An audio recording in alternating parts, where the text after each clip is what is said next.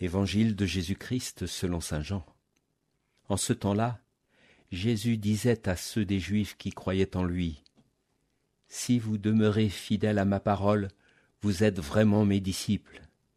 Alors vous connaîtrez la vérité, et la vérité vous rendra libres. » Ils lui répliquèrent, « Nous sommes la descendance d'Abraham, et nous n'avons jamais été les esclaves de personne. Comment peux-tu dire, vous deviendrez libres ?» Jésus leur répondit, « Amen, amen, je vous le dis, qui commet le péché est esclave du péché. L'esclave ne demeure pas pour toujours dans la maison. Le Fils, lui, y demeure pour toujours. Si donc le Fils vous rend libre, réellement vous serez libre.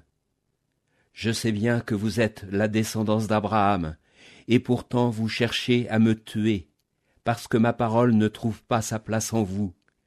Je dis ce que moi, j'ai vu auprès de mon Père. Et vous aussi vous faites ce que vous avez entendu chez votre Père. » Ils lui répliquèrent, « Notre Père, c'est Abraham. » Jésus leur dit, « Si vous étiez les enfants d'Abraham, vous feriez les œuvres d'Abraham.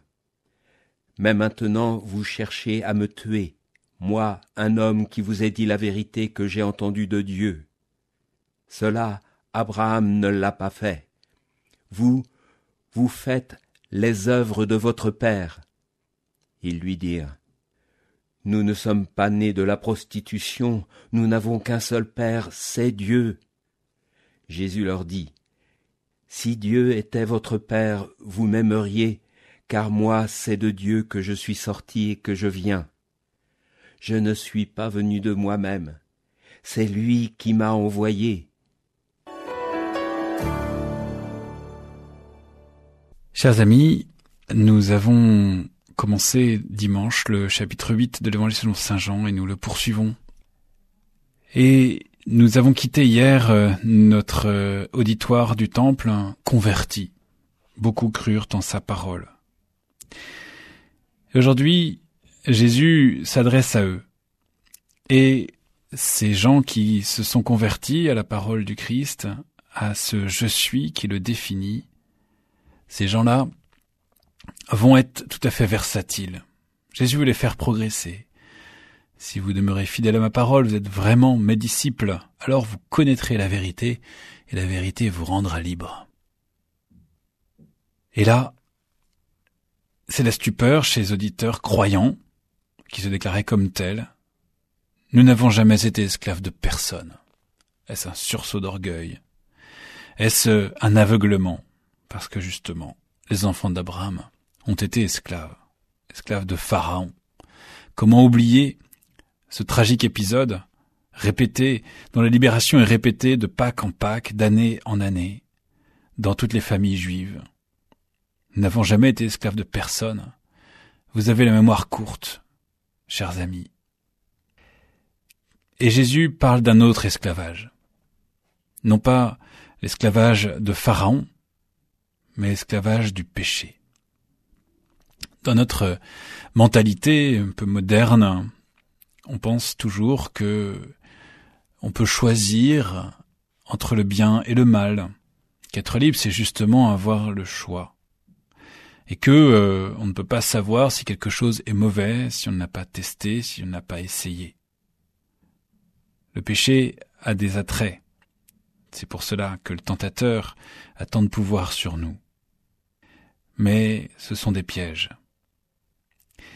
Et le péché, au contraire d'une connaissance, nous fait plonger dans l'obscurité, nous fait plonger dans un enfermement duquel il est difficile de sortir. Nous en faisons tous expérience. L'esclave ne demeure pas pour toujours dans la maison, le Fils, lui, y demeure pour toujours. Chers amis, Jésus nous invite à être fils et non esclaves. Ce petit verset a une résonance forte avec la parabole du fils prodigue. Je ne mérite plus d'être appelé ton fils, traite-moi comme un de tes serviteurs, comme un de tes esclaves. Mais mon fils, tu es toujours avec moi.